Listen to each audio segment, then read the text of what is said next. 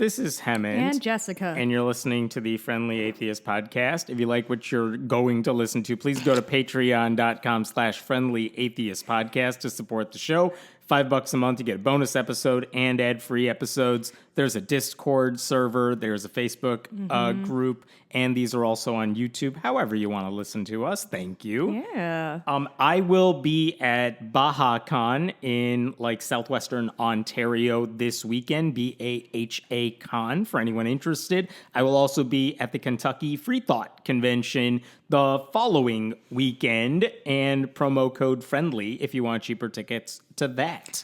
Hello. I also do public speaking sometimes. If anyone wants to bring me to Canada or Kentucky or whatever, it's no big deal. It's pretty good talk. They liked it in Texas. So I have a present for you, which is an audio clip that I don't think you've heard, but I really want you to hear it. Oh boy. And I'm going to play the 1-minute clip for you, okay. And I'll set it up for you.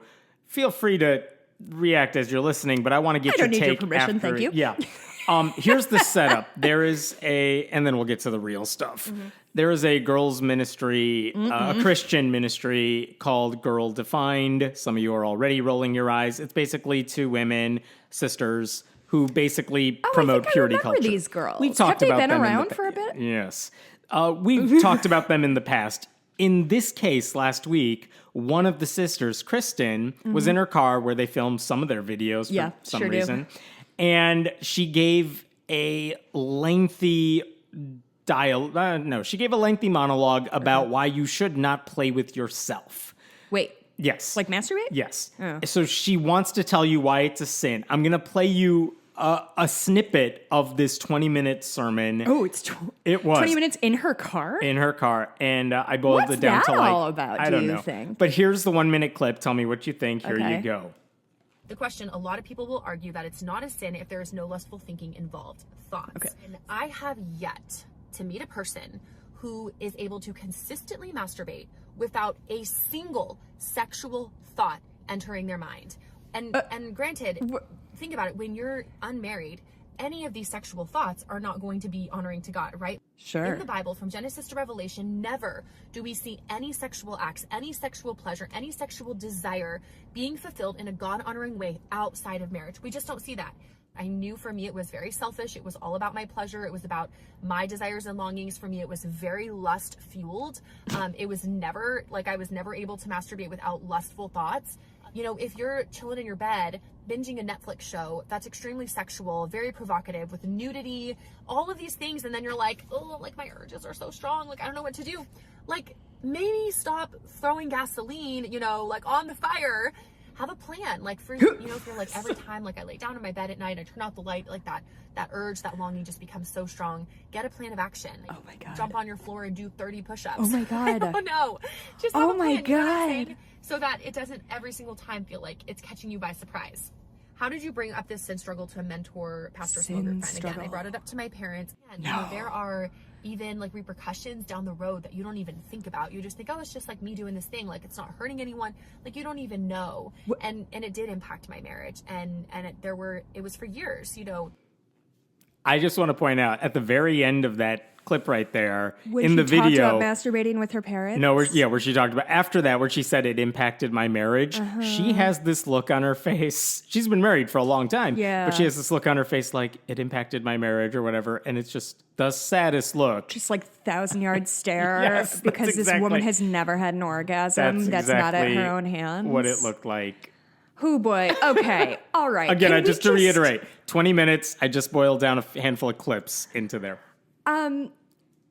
I think it really bums me out in a very significant way when I hear things like this of anything that brings them pleasure or whatever is inherently sinful and therefore bad. Honestly, I think the thought crime aspect of Christianity has to be really hard to overcome because you can't control your thoughts. Part of what she was saying is that the problem is the lust. It's what you're thinking, but it's not the physicality of it. It's not the release of it. And so she genuinely was making an argument in there that, like, it's fine if you just want the release, but don't have any dirty thoughts while you do it. It's like, how exactly do you do this? That when she kept saying, like, if you don't have lustful thoughts while you're...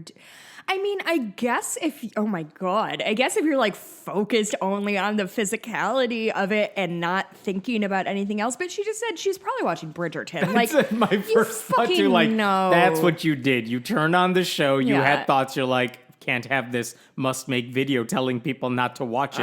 Won't mention the show so that they don't watch it. Yeah, but some we all Netflix know. show that's sexy and has nudity. All of a sudden, people what on Twitter. show on Netflix might this nice Christian lady be watching that has nudity and sex? It's fucking Next Bridgerton, thing you guys. know, every purity culture person has these huge ass biceps from the push-ups they are doing. Oh boy, I also love the idea of this poor woman is like, oh my God, I'm trying to fall asleep, but I'm horny. So I'm going to get out of bed and do like calisthenics. That will calm me right down. Like, it's true. I've never, ever, ever heard this kind of talk that is not directed at like teen boys. Genuinely, like the way she's like, you need a plan. That feels like the way people talk to teen boys of that's the way Christian ministries talk to teen boys, and that's the whole purpose of their ministry, which is we are talking to young women, and so we're hip and edgy and cool. So yeah, we are going to talk about sex with these girls who are looking up to us, but their idea of we'll talk to you about sex is here's how you avoid it, because like we're smart and edgy, we understand that you also have lustful thoughts. It's like, we've passed that bridge a long time ago. Yeah, and telling young women, like, just don't. I mean, I guess the fact that they acknowledge that women have sexuality is a good start, right? Like, it does, because how many times... Grading on a curve here, for them, Correct. Good start. Grading on a curve, it's a good start. Because how many, like, people have we heard say something to the effect of women don't actually like sex, they just do it to please their husbands. Just from Ben Shapiro. How many times have we... Truly, men calling themselves out in public, being like, women don't get wet down there. What are you talking about? Like, come on, bud. Oh my God. You know what I would watch? I would watch the Girl Defined Sisters watch WAP and have a reaction to the video. That I would be intrigued by. What I did not appreciate, I will say, on Twitter when I posted that clip, is all the creepy dudes who are like, if she only had me around, or like, just take care of yourself in the car. Like, no. Don't make sexual thoughts at her.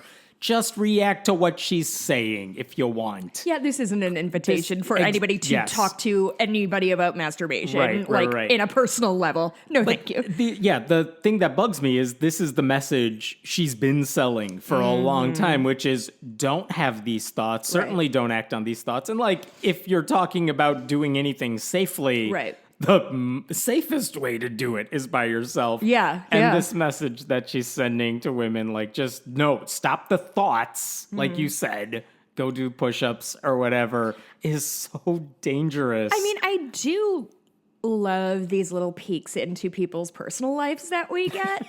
They unintentionally do that all the time. All the time. And it's similar to the like, oh, I've never met a woman who actually likes sex. And it's just people like snitching on themselves. But I love that this girl is like, every night I get into bed and I'm hella horny and it sucks. Aren't we all on this struggle bus? Like, okay. Oh, this poor, like, why is female pleasure so bad for people? I switch from I pity you and I feel sorry for you to no, you're really horrible and sending a really horrible message to these young women. So this is a little bit of a sidebar, but I have kind of settled into this feeling whenever I hear stories like this or of like politicians being terrible or what, instead of being like angry or disappointed, like, I'm embarrassed for them. That's kind of where I've been sitting. Every time I hear a politician say something like outrageously dumb, like, that's so embarrassing for you. That's genuinely how I feel toward all of the Ted Cruz's of the world. Like, It must be embarrassing to get out of bed every single day and still be Ted Cruz. I just wish he ever felt that. Well, with her, like, Sure. the thing that I surprises feel enough for me, everybody. Like, listen, I didn't grow up in the culture. I know some of the listeners to this show have, because you've told us about that. But, like, there have been so many still Christians who speak out against the harm of purity culture and what this sort of mentality did to them. Joshua Harris, who wrote that I Kissed Dating Goodbye book years ago, has renounced his book, and he kind of disappeared off the face of the earth because of all the backlash he's gotten in recent years for telling women and young men like the exact same message. Right.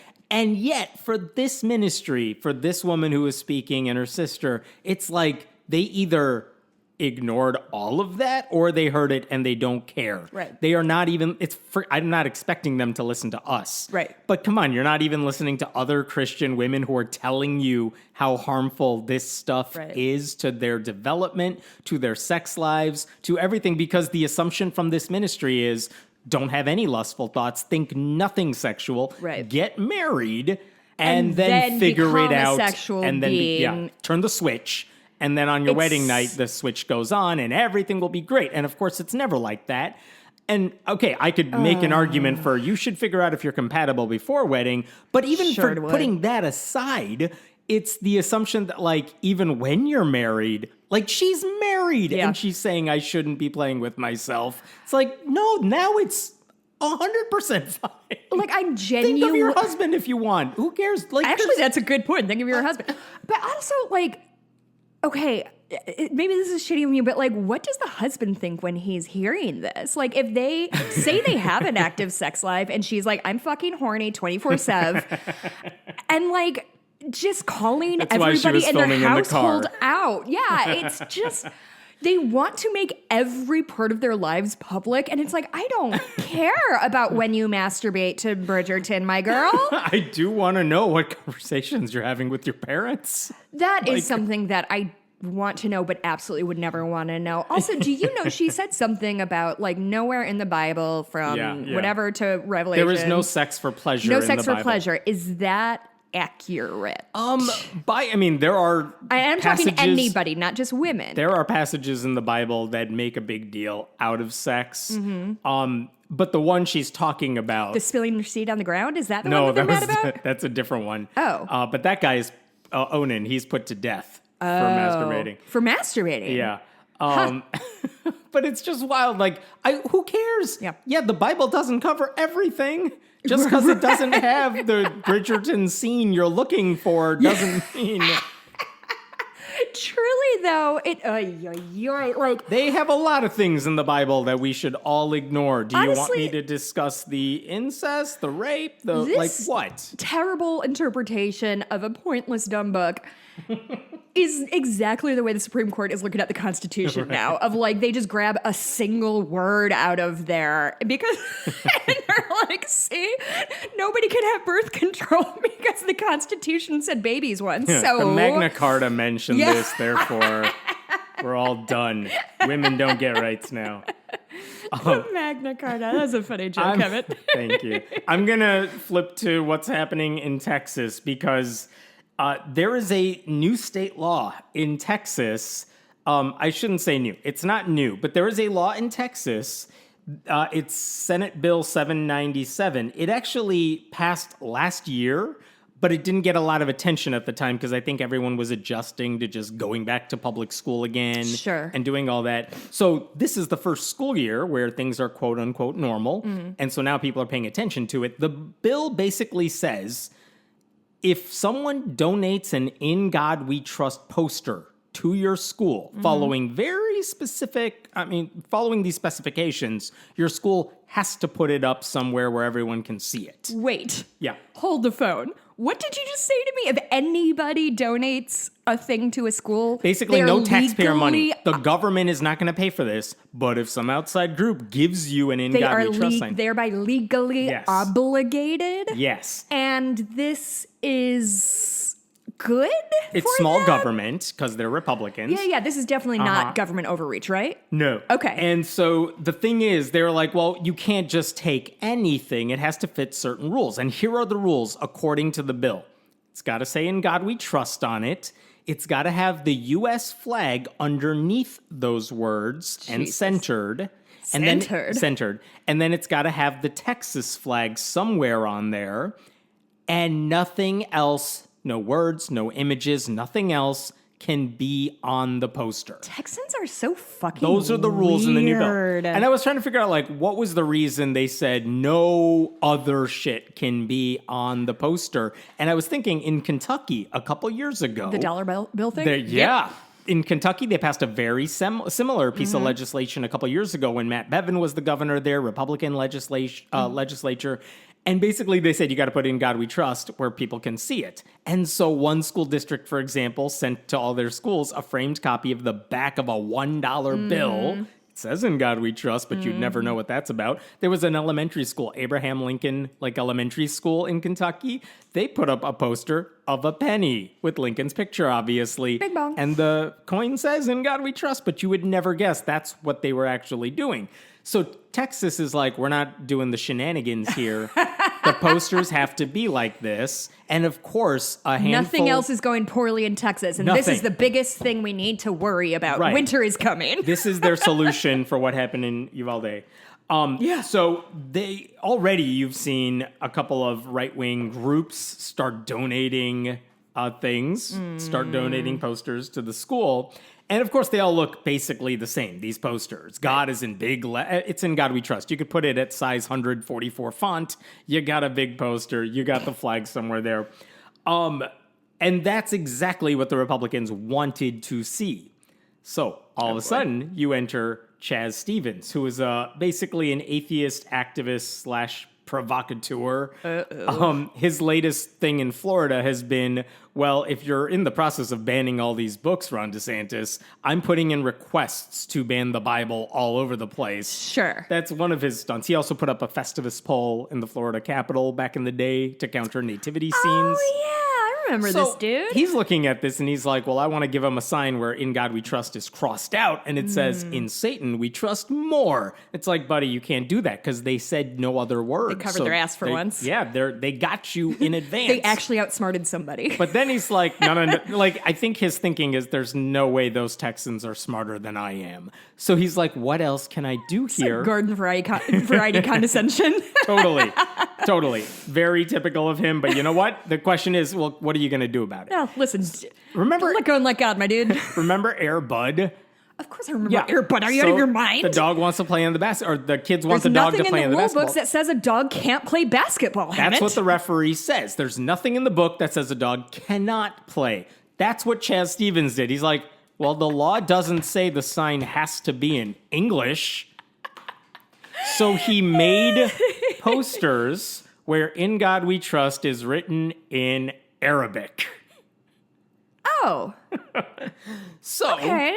Basically, if he sends those posters... What am I supposed to do with this? Well, I think if you send these posters to all these various school districts... They're legally obligated? They are obligated to put it because he did follow the law. And if they don't already have a poster, they have to put this one up. Yeah. And the thing is, who does that annoy? Well, that would probably annoy the Christian lawmakers who wanted kids to see the word God everywhere. And also it makes them very uncomfortable because the sort of people who believe in God and speak Arabic are not really the Ted Cruz types. No, they're also not what they would consider good religious people. They're the bad religious people. I did hear commentary is like, is this Islamophobic? Is this going to be mean to those kids? That's what I was... And I thought about that. It just and feels I'm like it's playing on a stereotype. Yeah.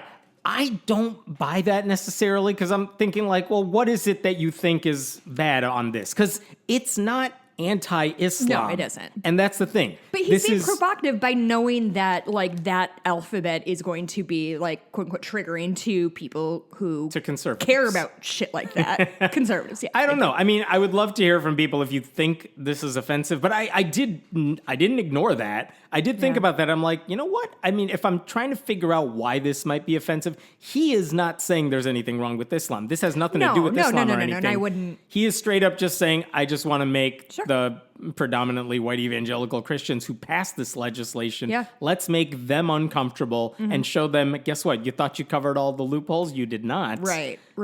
Now, the question is, he's going to send these posters out. Will people put them up? Are they going to say no? Are they violating the law by saying no? Yeah, who's enforcing that law? Who is What- tracking all of the donations to public Yeah. schools and then sending them over to the fucking local sheriff's department so they can patrol and make sure that, like, you know, somebody may be getting shot in the head in a classroom, but we have to make sure these In God We Trust posters are up, my dudes. And I don't know yet. So we'll see if he can get anywhere if with the this. In God We Trust posters aren't up when children get shot in the classroom, they'll go to hell. And that's just how it works, Hemmett. All right? There is one of the Christian idiots. groups that is sending actual In God We Trust posters everywhere. Patriot Mobile, a Texas-based cell phone company that gives a portion of their proceeds to right-wing causes. Oh, boy. But guess what they said on Facebook? They wanted to brag about how they're sending posters all over the Sure. place. And they said, we're honored to be part of bringing God back into our public schools. Which you're Quiet giving away the part game. out Yeah. loud. Guys, I thought they have a playbook. I thought they're all reading from the same manual. This Right. guy cannot say this. Texas lawmakers are like, this is about patriotism and chill. being American and love of the Be cool country. for once, It's not Brian. about God. But yeah, the Patriot Mobile people are like, yep, we're doing this to shove Christianity in kids' faces. So embarrassing for them. Even the sponsor of the bill, State Senator Brian Hughes, who is also the anti-abortion nut who pushed forward let's stop women from getting any health care. Mm-hmm. He posted on Twitter, the national motto, In God We Trust, asserts our collective trust in a sovereign God. Like, you're wrong about the collective trust because a lot of Texans don't buy into what you're selling. But also, you're saying this is about shoving your God in kids' faces. Like, none of you read the playbook like you said. What the Genuine- hell? I stopped listening when you said women can't get health care because I just started thinking about the IUD I'm getting next month and how excited I am to have that inside my uterus. That's genuinely, I was like, oh yeah, that's coming up. Don't tell that to Girl Defined. I will tell them that. By the way, there is Someone another way masturbate some of these, too. there's another thing that a lot of these schools could do, whether or not Just even sends them a poster, which is if you have to put up an In God We Trust poster, you can always put up another poster next to it that says, hey, if you're not In Christian. God we don't trust. Yeah, right. Or if you're non-Christian or non-religious, you're welcome here too. we love Or you. just put up a framed copy of like the First Amendment and the Establishment Clause. You know, You could do a lot of things to push back against the thing right next to the poster. If you've ever walked into the Tribune building in downtown Chicago, I used to work there. It was a terrible job. It's actually, do you know they're turning that into condos now or have turned that into Oh, condos? really? Yeah. I don't know if they redid the lobby. I hope they didn't, but the lobby of the the Tribune building has like the First Amendment engraved on the wall and the quote of, I may not, I don't agree with you, but I'll fight for my life whatever that quote is that I used to be obsessed with. And now I'll fight for your right to say it. Right. I have different opinions on it a little bit. Yeah. Anyway, I would genuinely walk into this miserable job I had where I made no money and got treated like shit all day by customers and my bosses. And every morning I would walk into the Tribune building and see the fucking First Amendment on the wall. And I was like, yeah, this place fucking rules. Now you do all that, and it's just called a podcast. And sometimes Ronnie Woo Woo would be in the lobby, and that was Chicago always Cubs just super fan? Yeah. Nice. R.I.P. By the way, did you know he died? No. Yeah, a couple years ago. By the way, before we move on from the signs, I was thinking, do you remember a few years ago there was a bag that was kind of trendy that had Arabic writing on it, and it just said like, if this bag makes you nervous, then you're a racist or something like that? No, I don't, You haven't but heard? Okay, that's I'm going to interesting. see if I can find that. Okay, while you were doing that, let's talk about that Hamilton musical. Remember that one at the Christian church? Okay, I forgot. I didn't realize I like hadn't. 2 weeks ago. 2 weeks ago. I didn't realize I hadn't heard any of it. I had only seen stills. Yeah. And my friend Sarah, who lives in Australia, posted something from it. And I actually heard them singing for the first time. And I had forgotten that, genuinely just forgot that. Because it genuinely looks lovely. Uh-huh. And then you start hearing them. And guess what? Hamilton's a really fucking hard musical to sing. Yeah. Like this poor girl who was singing Liza. It's like, oh, girl, like this is not meant for like not Philippa Sue. Anyway, what are we talking about? The Door McAllen, which is a church called The Door in McAllen, Texas, they staged a version of Hamilton, and their goal was, we will put on this show, you will come to see it for free, this show you've heard so much about, and afterwards we're going to do a sermon and try to convert you. But, like, you can't put on Hamilton. Nobody, because the rights are not available right now. Yeah. No one can put it Not on. like you can't emotionally put it on, or like you don't have the talent to pull it off. You Like, cannot literally, do it legally. you cannot do it. So that was one problem. They also changed the script to change stuff to make it more Jesus-y. Like, Hamilton finds Jesus You know what else in this they did? version of the show. They changed all the singers to be much, much worse. Oh, yeah, which I that thought too. was an interesting idea. Very for their- novel twist. Yeah. They original. one of, like, the clip of they filmed this whole thing professionally, so it almost looks like the Disney Plus version Yeah. of Hamilton. So, like, they spend money on this thing. But the thing is, on Friday night, they performed this thing live. They live streamed it. And so you could hear the sermon after the show ended. And during that sermon, a pastor gets on stage and tells everyone, I know you're all struggling with things like alcoholism and homosexuality. And it's like, did you just use musical theater to trash gay people? What are you doing? Read the room, bud. And so all of that, when I started posting clips of the show, when people started writing about it, there was backlash, not just because someone's stealing Hamilton, because this is theft, it's copyright infringement, but you're also finding every way to make it worse, not just with talent, because, like, okay, cast, you're trying your best, I'm not blaming you, I am blaming everyone in charge of this thing, but also you are changing the script to make it very different from what Lin-Manuel Miranda wanted, and that's frustrating, because people are emotionally connected to the show. They really are. And so all that happened, and one thing I would point out is that the pastor on Sunday, so what happened is they performed this Friday night, live stream it, everyone gets mad about it, they take down the live stream on Saturday, and on Saturday, they issue a thing saying, like, we've canceled the show, and then they send an email to their congregation like, we didn't really cancel it, just show up. And the thing we found out is they got a cease and desist letter on Saturday that said, you put a stop to this, you don't live stream anything. We will allow you to do it Saturday night, like, because y'all rehearsed or whatever, I assume. Which is so generous. Which is very generous, but, like, no, then you're done. And on Sunday morning, the pastor was like, did you guys see the show? It was great, wasn't it? And he said, I just want to remind people, we received a license to, I'm quoting, perform our version of the show directly from, he said, the Hamilton team. He said that Sunday morning, but said... After the fact. After the fact. So that's the backdrop. And then Lin-Manuel Miranda chimed in at some point because he got a lot of messages about this. And he wrote on Twitter, this is his only comment on any of this, grateful to all of you who reached out about this illegal, unauthorized production. Now, lawyers do their work. And a couple other things about the Dramatists Guild, the union, support them, whatever. Fine, good. That's it. We haven't heard anything for a couple of weeks. The church has gone dark on social media. Haven't said anything. They've limited comments on the old stuff. They removed every video from their YouTube channel. So the other day, Tuesday, they issued their first statement. Okay. And it's long, but it's unsigned, but it seems to come from the pastor. On behalf of the Door Christian Fellowship McAllen Church, I would like to personally apologize to the creator of Hamilton, Lin-Manuel Miranda, for staging an unauthorized production of Hamilton that infringed on the rights and copyrights of many. The Door Christian Fellowship McAllen Church did not ask for or receive a license from the producers or creators of Hamilton, nor did we seek prior permission to alter Lin-Manuel Miranda's work by changing the music, the lyrics, deleting songs, and adding dialogue. They deleted songs? They deleted, because it's a 3-hour show, basically, they made it 2 hours. I'm so sorry. There's lawn mowing happening in the background. If you hear background noise, it's the middle of the day. We are professionals.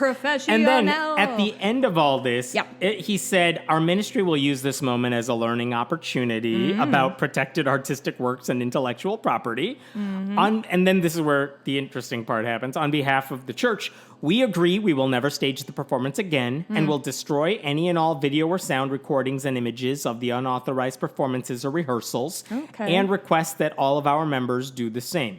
Lastly, we will pay damages Whoa. for our actions. Whoa! So all that prelude to get to the last line. Responsibility for something. Also, are we going to come back to the guy who lied from the pulpit, or is that We'll a briefly thing we're come gonna back to that. go ahead and Yeah. disregard? Couple things 'Cause about he lied this, from the pulpit. about this statement. Hey, Hammett. Yeah. He lied to his congregation, and everybody. I want to be clear. Everybody's going to ignore that fact. I know. And I don't think we should. So first is this acknowledgement that the church never received permission. That's not what the pastor said. He said the exact opposite on Sunday. You know what he did? He lied? Lied. Yeah. So I do want to know, did he know he was lying on that Sunday when he said that? Or did he think, like, again, we joked about this, but like, did he talk to some dude wearing a Hamilton hat and just assumed it was legit? I forgot about that. Did he think he was telling the truth when Yeah. he gave that sermon? And what changed between now and then? Who lied to him? Because some shit went down. Yeah. Someone told him he wasn't allowed to do it, and I want to know when it happened. I don't have that answer yet. That's one thing. I have a very funny anecdote that I'm going to tell in the bonus episode Okay. in regard to this eyes open or eyes shut thing. Okay. So that's one thing. Second thing, we will pay damages for our actions. That is nice because, as we talked about, like they staged their attempt at pulling this off had legit costumes, had legit sets. Hundreds of people must have been a part of this. Yeah, and the amount of practice they must have done to do this, the dance, like you're talking a lot of people's time, even if the kids in the show were volunteering, not the adults. Not everyone's volunteering to put on something of this scale, of this magnitude. I was a theater dork in high school, and I know how much work it goes into putting on a stage play that's bad. Yeah. Let Right. alone one that actually looked really good the way theirs did. They said we're going to pay these damages. Well, how much? Because we don't have a price tag on the show. And to whom? We have no idea. I will say, in a statement to a Texas news outlet, a spokesperson for the actual Hamilton said any money received by the show's creative team for this will be donated to the South Texas Equality Project, which supports LGBTQ people, which means the church is effectively sending money to a pro-gay rights group, which is delicious. That's their region, I assume? Yes. They're in southern Rio Grande Valley. Yeah. Oh, goodness gracious me. That is So that's one thing. Wonderful news. It is wonderful. So that's important. I still stand by what I said Who are they earlier. going to send this money to? Are they going to write a check to Lin-Manuel Miranda and just they're drop lawyers. it in the mail? I think so. Their lawyers must be involved in saying, Yeah. like, here's what you have to do for financial damages. But then also, I still want them to donate to, like, a local fine arts program. I was going to say, I think they said should that donate before. to, like, the Playwright Guild or whatever. Right. Because, honestly, this is a not small problem of people's intellectual property being stolen. And here's the other thing. They apologized for Hamilton. Yeah. And they said, we won't do it. First of all, the show's online. We have copies of it, buddy. But that's out of their control. You can say that in 1984. Like, you can't say that now. We took it down from YouTube. Like, buddy, we all saw it by now.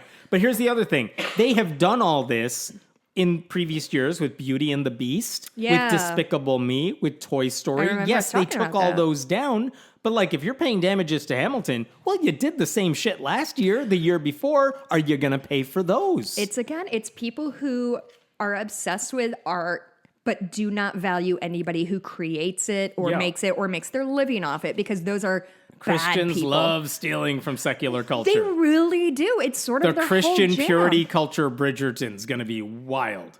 Oh my God. Patent pending. We have to cut this out because I'm going to write that script before this comes out. It's a Christian Bridgerton. Mwah. The climactic scene, It's the like sex scene holding comes hands. up. Yeah, followed by like the push-ups. And all we see, she's sweating on her face. You're like, oh my God, this is hot. And then you see her doing another push-up. Counterpoint. This is how we're going to do it. It's going to be like a really like delicious sex scene, and we're going to be like, ooh, it's so good. And then like you smash cut to the husband's asleep and the woman is just like masturbating like a madman. But you can't see it in But you Jesus. can't it's a see bulk. it. It's a bulk. And then she Jesus. falls to the ground, push-ups, push-ups. Yes. She does those G.I. Jane one-handed push-ups. I love this movie that we're writing, actually. I know. And by the way, really attached to it. you know what they never acknowledged in the statement of theirs? The anti-gay sermon at the end of it, because they didn't apologize for that. They didn't say we were wrong to say that, because of course they didn't. They still believe that. So like, That is always the funny thing about like, so sorry we said this. We still believe all these things, but I'm sorry you had to hear me say. Right. I'm sorry your feelings are hurt by my bigotry, but still. man. So, yeah, that's a thing that happened. Boy, oh boy, these people. Here's one that has not made news, but I feel like we should discuss this. South Carolina released its budget for the next fiscal year, which is a boring thing that governments have to do. So bored. I know. Don't worry. It'll be quick. This is like a 400 plus page document, like that list where all the money's going. You're going to read it all, aren't you? I will. There are earmarks, because they allowed this in South Carolina, for like every lawmaker's pet projects, which is ethically dubious, but it is legal. I don't understand how earmarking works at But all. basically, they're on page 443 of the budget. There is a $1.5 million gift that is going to the Christian Learning Centers of Greenville County. It's like, why are you giving $1.5 million to this group? Because their mission is to provide biblical instruction to school-age children. And the answer, we know the answer to this, according to the State newspaper in that area, that money was specifically meant to help them purchase 10 acres of land to build a $14 million residential school for disadvantaged and at-risk youth. This is part of the proposal they gave to lawmakers saying, give us money so we can build this school. Except, I like that you're trying to help disadvantaged at-risk kids, but also you're a Christian school whose mission you make be privately funded, my bud. Yeah, you got to be privately funded. Their goal is we want to bring you Jesus. The fact that you're specifically targeting at-risk kids is disturbing, but also that doesn't take away from what you're actually doing. So for all that reason, it's illegal. I should say 2 years ago, these people all know this because in 2020, the South Carolina Supreme Court, what happened is South Carolina got COVID relief money and the governor had plenty of discretion to use it how he wanted to. Sure. And he decided to give $32 million in vouchers for private schools. And some of those included private religious schools. Yep. And so it went to the Supreme Court. People sued. They said, you can't use state money to fund private religious schools. And the South Carolina Supreme Court unanimously said, you can't do this. Yeah. They said it goes against our state constitution, which says no mixing of church and state. And what they said is, you can't use taxpayer money, even if you're saying it goes to all private schools. You're basically giving it to religious schools as well. You can't do that. They all said that. In this case, they are literally giving a $1.5 million grant to an explicitly religious school. It's way more blatant. They went the wrong way with it. The school has there are no Jews allowed, no atheists allowed, no Muslims allowed policy, whether or not that's in writing. They can't have it. So they shouldn't have this money. What I don't know yet is anyone filing a lawsuit over this? Will it work? Will it be successful? Sure. It should be, even despite U.S. Supreme Court rulings. Gone up? Flags are up. Okay. So we'll see what happens as a result of this. I want to quote one public school advocate who said there are public school districts all over the state that could use $1.5 million to do significant facility upgrades, pay teachers more, provide mental health counselors for students. None of that's going to them. It's going to this one Christian school unless judges tell them they can't. So we'll see. Really quick before we move on, happy birthday, Mikey. Happy birthday, Mikey. Happy birthday, Mikey. Yay. Yay! He just got a cake from work. Ooh. What kind of cake is it? I think I selected some kind of vanilla. Vanilla. We had to stop our recording because the doorbell rang, so Mike could get a special birthday cake delivered. I want to read you this statement from Ken Ham, the creationist. Here's the headline on his blog. We don't spend enough time on the fact that his name is Ken Ham, huh? I know, we should. It's very funny. Here's the headline. Does the James Webb Space Telescope show the Big Bang did not happen? ? So one thing I've heard is anytime you hear a headline that ends in a question mark, the answer is almost always no. Yeah. Here's what he says to open it up. The idea that the universe began with the Big Bang is firmly entrenched in the minds of millions of Americans. But the so-called, in scare quotes, science isn't nearly as settled as most people are led to believe. Many scientists, even atheistic naturalistic ones, know there are big problems with the idea. And the new images from the James Webb Space Telescope haven't helped those who cling to the Big Bang. Okay, so there's something he's saying in the James Webb pictures we have seen so far that apparently puts the Big Bang, it makes us rethink what happened. Like maybe it didn't happen at all. Now, I haven't heard this outside of Ken Ham, so Right. I'm curious, and I'm pretty linked in with the scientific establishment, as you know. And to be clear, the Big Bang happened like 14 billion years ago-ish, give or take. I understand that there's a Creationists thing said about it 6,000 time. years ago. They actually discussed this. The reason he blogged about it, Yeah. he didn't blog, his interns did. You can't They type. have a news show, in big scare quotes, for Answers in Genesis, a YouTube show where 3 of his staffers discuss news stories, kind of Somehow like we lower do. budget than this. Yes. And this is a story they brought up, and they said the same thing. Yeah. They turned it into this blog post. So it's like, okay, I get that you want to say the James Webb Space Telescope's pictures lead some scientists to doubt the Big Bang. So where are you getting this from? So you That's must- the question I So want to we know. need to identify at least one scientist who has said, "Wow, these pictures that were published by the James Webb Telescope." Which, again, if they're a scientist, they probably had access. Like they aren't waiting for the 2 press release pictures. They probably have other information to work with. So what we're looking for is one person who saw any of the pictures from the Yes. James Webb Telescope and said, "Oh shit, I think this might disprove the Big Bang Theory," because that would be gigantic news. So here's where it's coming from. There is a British organization called the Institute of Art and Ideas. Oh boy, Whatever. that is And a piece, nebulous. There's a guy who named Eric Lerner who has argued against Eric the big. Lerner, Yes, he stop argues it. against the Big Bang Theory. So like he's coming at this from that perspective. Okay. He is kind What's of his specialty? I have no idea. Okay. But he doesn't like the Big Bang. So he writes an article this month titled "Cosmology and the Big Bust," and basically he's the one who's spreading this lie that scientists are now doubting the Big Bang. Where is he getting this from? I'm reading this from CNET, which wrote a summary of this of all of this. Here's what he's citing. There's 2 things he says. He's saying scientists are panicking like about this thing. He pointed to one preprint, like it hasn't been peer reviewed, some article that used the word panic in its title. It was called "Panic at the Disks." First rest frame optical observations of galaxy structure, ... very technical thing.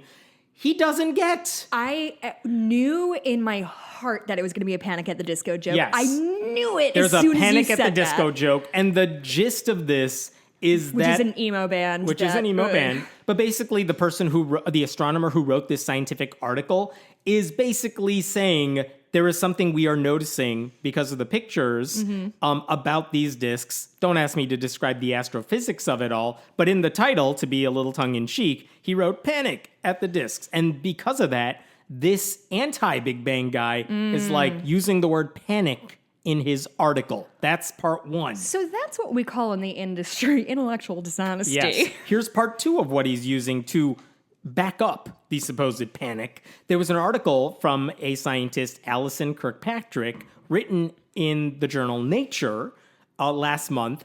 After the James Webb pictures came out, Kirkpatrick wrote an article, basically, I'm going to summarize here, saying like, I've been studying this stuff my whole life, and now we're getting all this new information coming in. And she wrote, and I quote, "Right now, I find myself lying awake at 3 a.m. and wondering if everything I've done is wrong."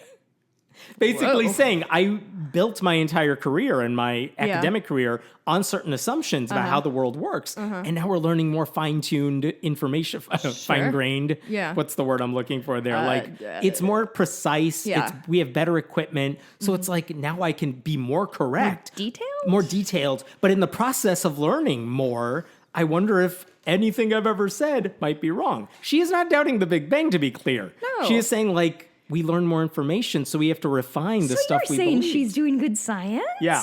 And so, based on those 2 things, Lerner wrote an article saying scientists are in a panic over the Big Bang to lead one person to say, everything I've done is wrong. Using that misleading article, Boy, the creationists at Answers in boy. Genesis are using the Webb Space Telescope to say, see, the Big Bang is wrong. We're all creationists, you guys.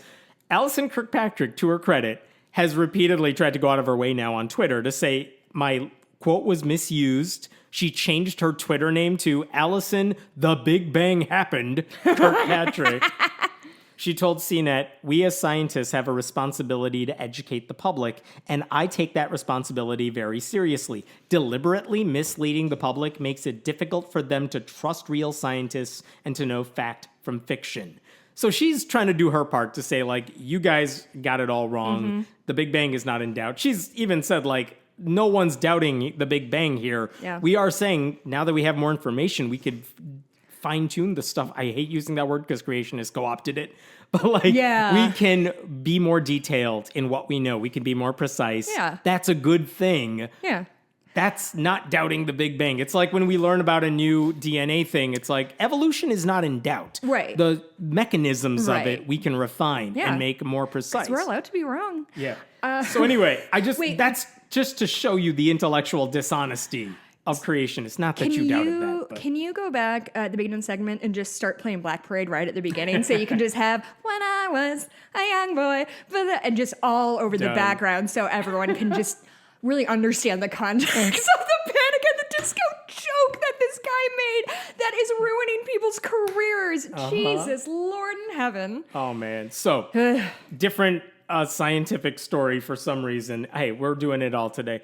There is an article in the journal Science. It was written by Caitlin Rasmussen, and the title is "How Astrophysics Helped Me Embrace My Non-Binary Gender Identity in All Its Complexity." And it's a lengthy essay, but here's the crux of it. Being non-binary, and I really appreciated this because I've never thought about it this way. Okay. Being non-binary means challenging the status quo every day. It means everything can and must be questioned. It means exploring things others take to be fundamental in new ways from new angles. In my everyday life, my gender identity compels me to find unconventional solutions to difficult problems.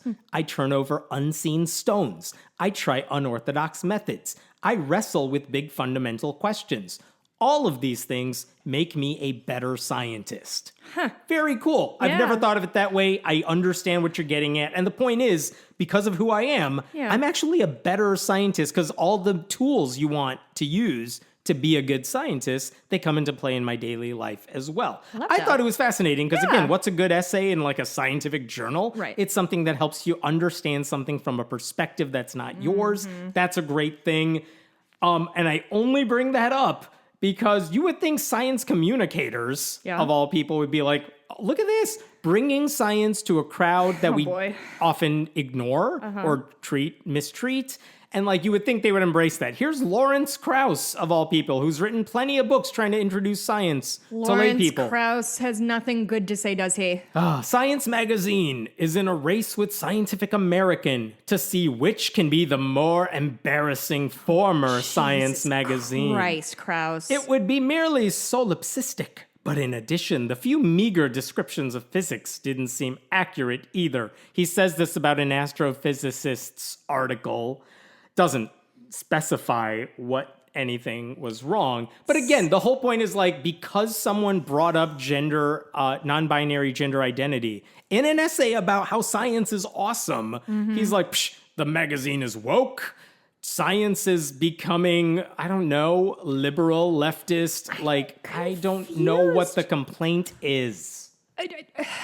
They're not saying the science is wrong. These guys, genuinely, what the fuck is happening with Dawkins and Krauss and all of them? Like, are they just succumbing to the societal pressure of being terrible old white men who can't change their mind on anything? They just want to be contrarians, and when they see that so liberals, embarrassing for them. like, I'm looking at this, and again, my takeaway from this essay is, never thought of it that way. That's pretty cool. I am glad your identity helps you be a better scientist. And I hope other people read that and say, oh, you know what? My life makes me question things in certain ways. 100%. That's what I got to bring to the field as well. Truly, this is a conversation that needs to be had because for a long time there weren't any female police officers and male cops just don't understand how women work. And so they were getting shit wrong all of the time because they did not have a female perspective to be like, oh, this woman obviously didn't run away because X, Y, Z. She would have brought that with her. Like, it's just these people think that they are the owners of objective truth, and anybody else who has And if you anything bring else anything to say, into it, it's bullshit, it's woke, it's going after points or whatever. Like, fuck you, Krause. All we are trying to do is welcome people into the fold, make them more scientifically literate, and make sure they're happy and safe. Like, go fuck yourself with this. Truly, go fuck yourself. Because there's so many actual things he should be worried about. Because look at what's happening in the Supreme Court. You think our biggest problem is that we're too kind to non-binary people? Fuck yourself, Krause. They've all done the same thing when it comes to like the same journals talking about like, how come there aren't more like black astrophysicists or something? Because y'all are assholes. What do you And so when they bring it up and they say this is the problem with our profession, with our field, it's not saying white people are bad. It's saying we don't do enough to bring other people into our fold. But there are ways to do it. But the research, the data we have, the anecdotes we have, they show that we are pushing people away from our field, and we shouldn't. And everyone who's in that field pretty much is on board with we want more people to love what we do. Yeah. But as soon as they bring up race in the context of we are not doing our jobs to bring people in, they're like, why are you talking about that? It's not strict data. And therefore, genuinely, these people are the ones who are, if it doesn't affect me, it doesn't matter. This is, when you are a rich, privileged person, you have the opportunity to ignore things that aren't affecting you. If you're Krause, for example, I bet you've never had to deal with like somebody misgendering him or like, you know, ignoring him based on the way he presents himself and his gender. He's not dealing with like this. Focus on trans people and non-binary people is upsetting to me because I'm sitting here as a 30-something woman who is watching the Christian right take down her rights around her.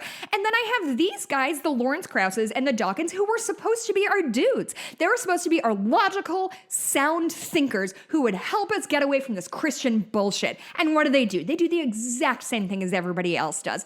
They don't surround themselves with diverse people, so nobody I've ever met is trans. Well, A, no, B, yeah, because you're not nice to trans people, so they're not gonna fucking talk to you about their bullshit. Like, it's like when men are like, no woman I've talked to has ever been raped. Women don't tell men when they've been raped because men don't give a shit and are not, like, these people's focus on whether or not somebody has a dick is insanity. It has gotten to the point that we're so far off the rails of things that we just overturned Roe v. Wade, and fucking Krause is writing an essay about non-binary people, a tweet around non-binary people. Like, what are we doing here, Krause? I will say Dr. Caitlin Rasmussen, who wrote that article, responded by saying, I see that old sex pest is up to his usual capers. I consider it a ringing endorsement. I completely forgot that he's a sexual predator. That wasn't even part of why I was mad at him. I was alleged sexual predator, whatever. I want to bring up one other thing. I will assume this next tweet is from someone else, is well-intentioned, so I'm not knocking the person who said it, but I just want to point this out because it's a sentiment I've heard before.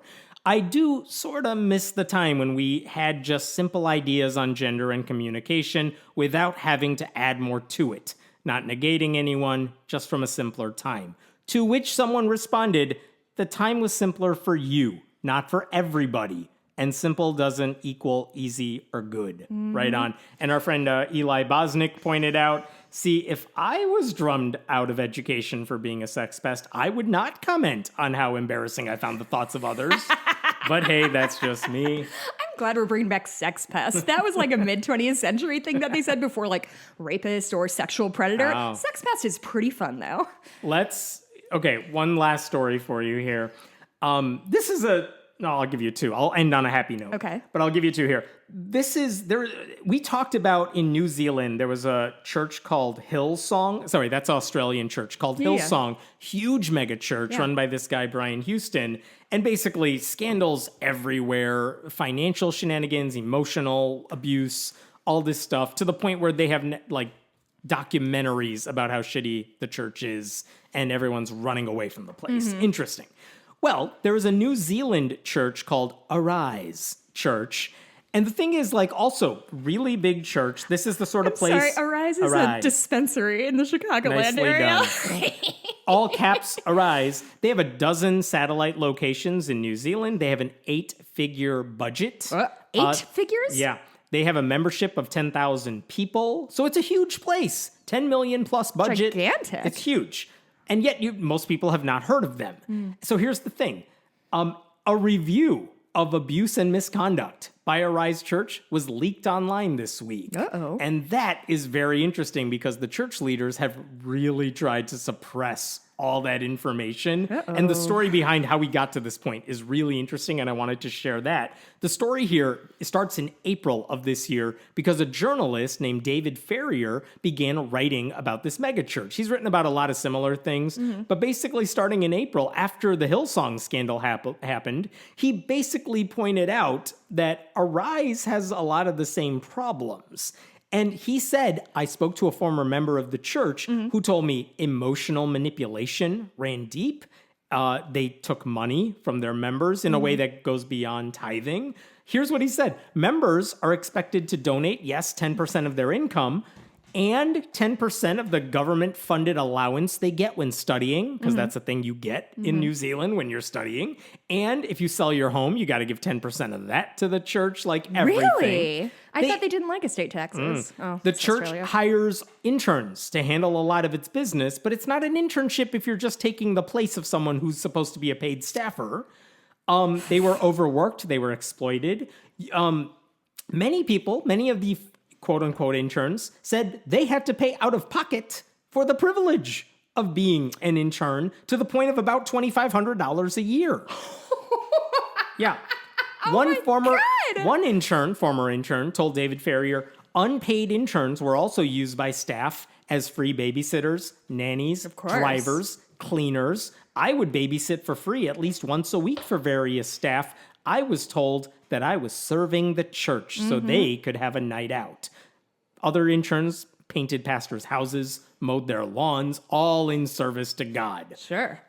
Here's where it gets more God disturbing. hates unkempt lawns. Yeah. He's always said that. One intern said Pastor John Cameron and his brother Brent were aggressive to the point of physical abuse. Like they're joking with you and they punch your shoulder, but it's like hard. Okay. They would grab some people by the collar. Oh. Some members had to sign non-disclosure agreements about their time working for the church. Oh. And so all this stuff happened, and the Arise governing board apologized for the experiences of some, and they said, like, we've hired an outside group called Pathfinding to conduct an independent review of all this. That's That's name happened. does not make me feel good or positive. As far as I can tell, they do legit work. Yeah. It's an outside group, but okay. Meanwhile, David Ferrier keeps, now that he's published the first accounts of some of these people, now he starts hearing from more of them. Oh, boy. And now they're coming to him with more stories. Now he finds out that a then member of the church was, sorry, trigger warning here, sexually assaulted by an ex-boyfriend who was also a church member, didn't realize it was abuse until she was in another relationship with another church member. And when she's in this new, better relationship and realizes what she has gone through, she confides about like her abuse to a church leader.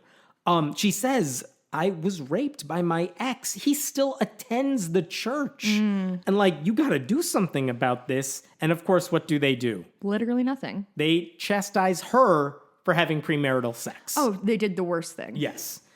And by the way, that alleged abuser remains a leader in the church. Oh, a leader. Cool. Yeah.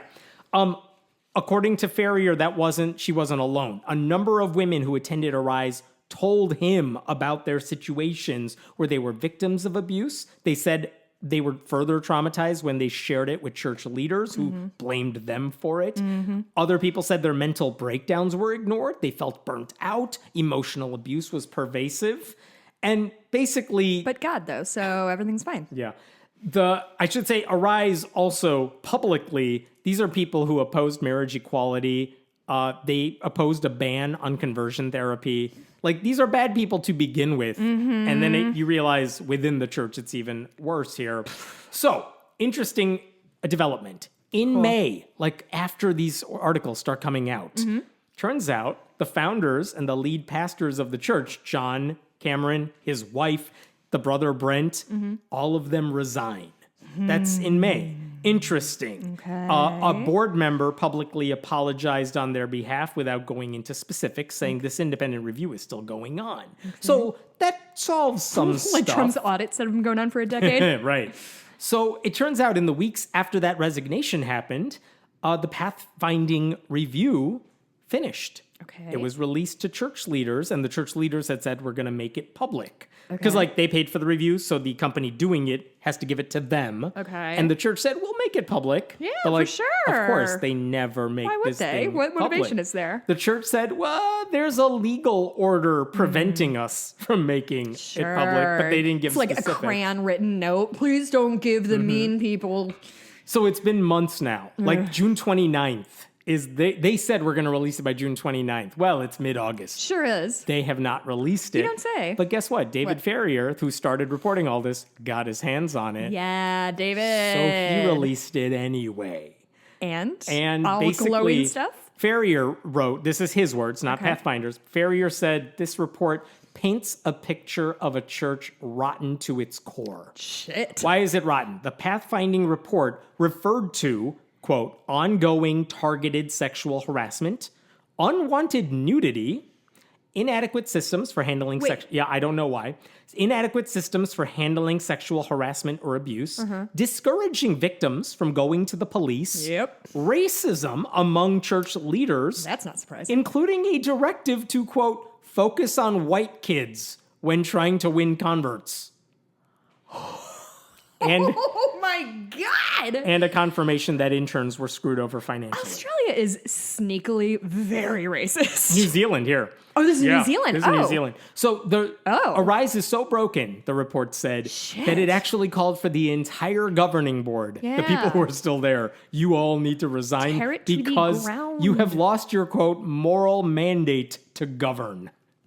Yeah, great. Love it. So part of this is like, yeah, this is kind of what we all said this thing would look like based on what David was reporting, based on what the former members had said. But also, like, all right, what happens now? Yeah. The report is public, whether the church wanted it to be or not. What are they going to do in response? So I don't think that, I don't know. Like, what do you think about, like, what happens next? Is there any, like, is there any government? So this I don't think whatever it's called. The question of whether they did anything illegal that they could be prosecuted for, I don't know. Well, the what question I'm is sorry, what's but- Arise going to do? So this thing said this thing needs to be shut down. This Yeah, report. they made recommendations, like a whole bunch of But them. they have no authority. So Right. if they're it's like, up to the church leaders to decide how many of these recommendations will we implement. We don't know what they're going to do yet.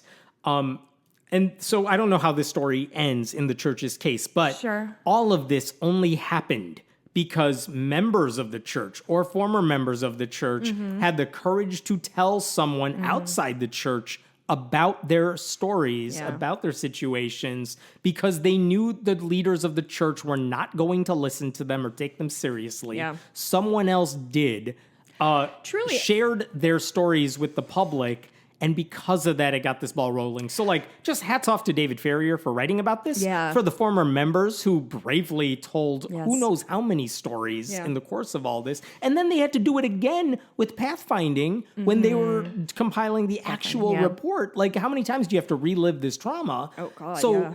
for them to do all that, good, because you can't count on the church to do this stuff for Right. you. So that's like a best case scenario here is what what the church did is just all sorts of unethical, but at worst it's criminal. I hope a message we could get out would be like, even if you are in a position that your immediate authority figures don't believe you or are underplaying something that you're going through, there's people out there who will listen to you. Like, just because these people are saying, don't worry about it, it's not a big deal, get over it. If you can't or won't, reach out to somebody else. Like, you're just do it. We believe you. One last story for you. I promise this one has a happy ending, even though it does not start that way. Don't believe Oklahoma. There was a conservative Christian named Scott Esk, and the name may be familiar if you followed this years ago, because he made news about like 8 years ago. ESK? ESK. Here's what happened. In 2013, Pope Francis delivered one of his like iconic lines of his papacy, basically saying of gay people, who am I to judge? Right. Which we could dissect that line because, like, dude, you're the Pope. You're God. You absolutely judge. You're God's vessel on earth. So The you're Catholic Church, literally the only person who Catholic can Church judge, judges. I guess. Yeah. So after that happened, conservative Christians like Scott Esk were discussing this stuff on Facebook because Scott Esk is a Christian who believes, oh no, we absolutely should judge gay people. And he, on Facebook, in a comment thread in 2013, he responded to someone posting about the Pope's comments by saying, like, Leviticus 20:13 says men who sleep with men should be executed. And then another commenter's like, that's like, stop regurgitating scripture. What do you actually believe about this stuff? And he said, I think we would be totally in the right to do it. That's his quote. That's what he I want said. to be clear, murder gay people Yes. for the offense of being gay and then acting on it. Like, Sure, I think yeah. that's his little cheap cop out there. It was like, I'm You not can saying be gay. You can be gay, just but don't touch other penises. Right. That's the grossest thing I can think of. so he literally and I said eat that. the body He of Christ said- every week. He said gay people are worthy of death. He said they should be executed. He follows those new independent fundamentalist Baptist preachers who are like, I'm not saying we should kill them. I'm just saying if we lived in a better world, that's totally what we would do. So do you think God put gay people on earth as like fucking target practice for persecution? No, I think they genuinely believe something happened to those people that makes them think they're gay. They're really not. And then when they act on it, they're committing just the worst sin against God. And any sin against God, you have to get the death penalty.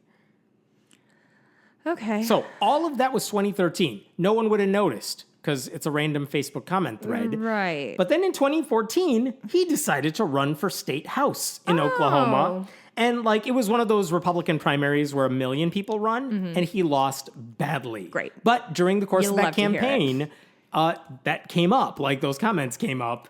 There's a website, it's now defunct, called the Moore, M-O-O-R-E, the Moore Daily. They spoke with him at the time about what he said. He didn't walk any of it back. He said, well, if I'm elected, I have no plans to reinstitute that biblical law, but only because it's a moot point. We're not discussing whether gay people should be executed. Right. So, like, why are you bringing this up here? We're not talking about this. You're trying to raise a scandal here. This is the problem. Yeah. You're asking questions, and that's the bad thing, But not he my did- abhorrent views. But he didn't dismiss anything he said. He said, like, I think those kinds of sins will not do our country any good, speaking of homosexuality, and certainly doesn't do anything to preserve the family. I do stand for biblical morality.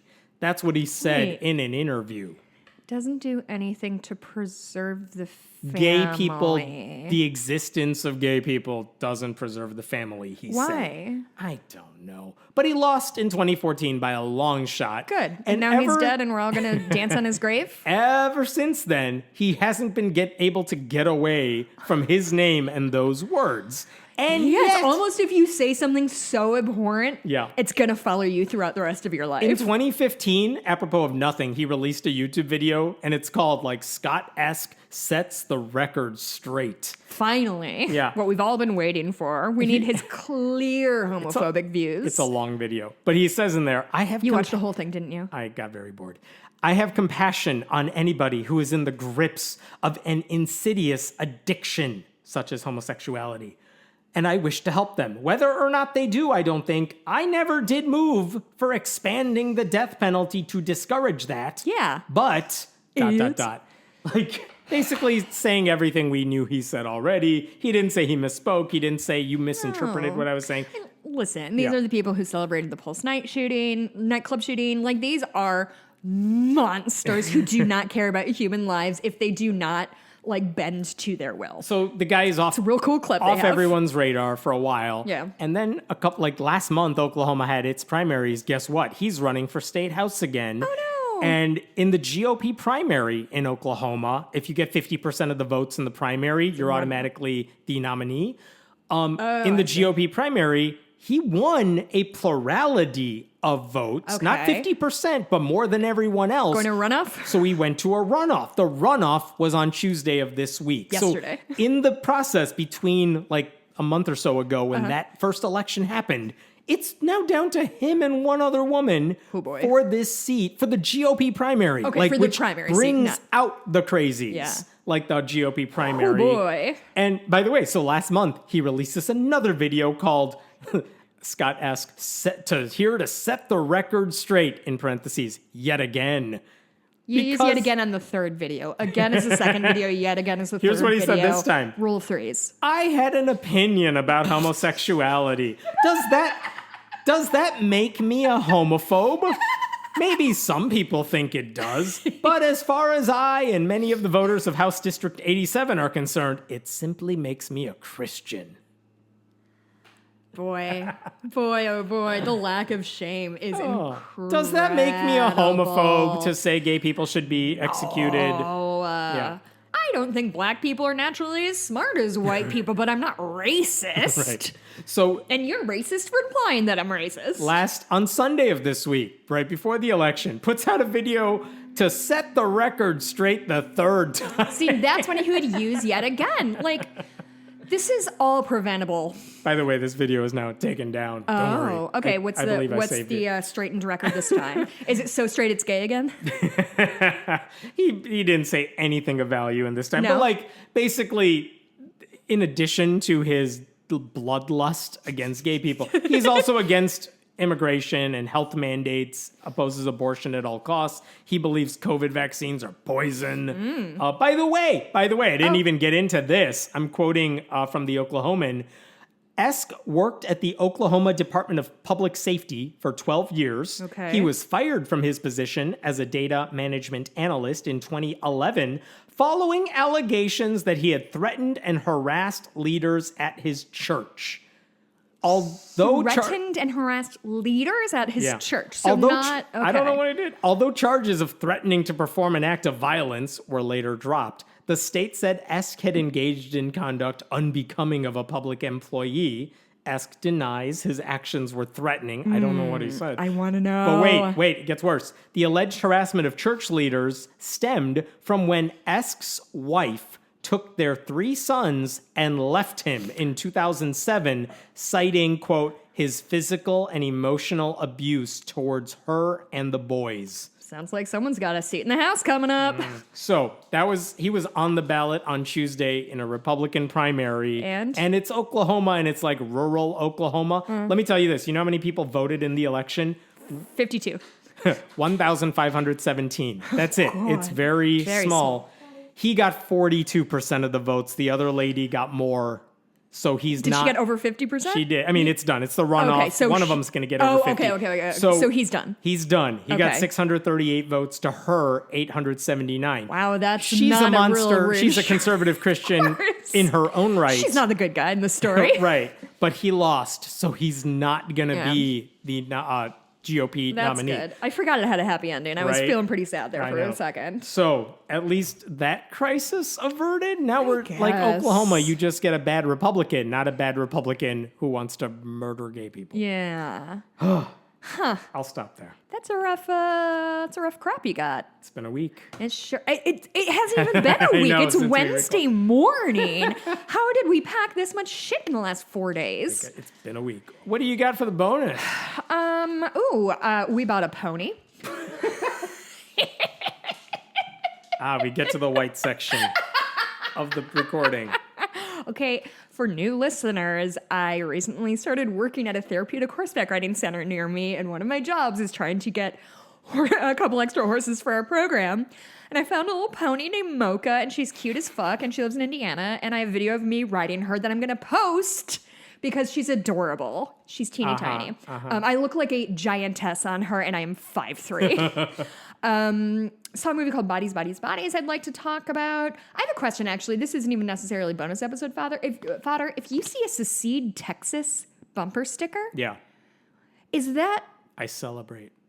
pro-Texas? That's pro statehood of Texas. Very Republican thing to say. Okay. We're better than the rest of you. We should secede. And everyone else is like, please, Okay. don't make us stop you. Oh no.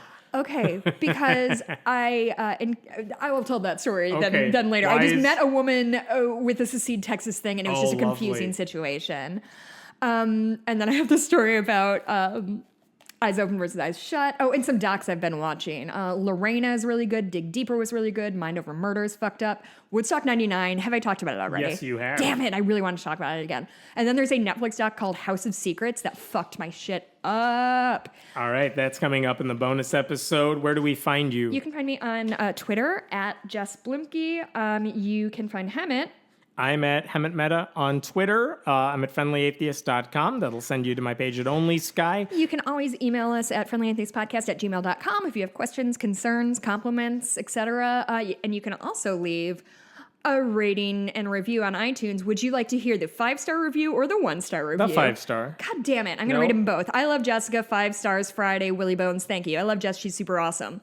1 star. Typical lefty atheists. Hyper-focused. ... Oh my I'm God, not they quite found us getting out. the friendly part. Perhaps I'm missing it somehow. These two are typical lefty We atheists. saved the friendly for the bonus. The L and the A are both capitalized. Who treat Islam with kid gloves while constantly attacking Christians and conservatives. Do we treat Islam with kid gloves? It doesn't come up in U.S. politics. Sorry. Yeah. How that in any way or shape or form differentiates them between the average atheist, I have no idea. They speak about the Salman Rushdie attack and carefully speculate in the most delicate way that perhaps the motivation is religion, but are extremely careful not to say Islam.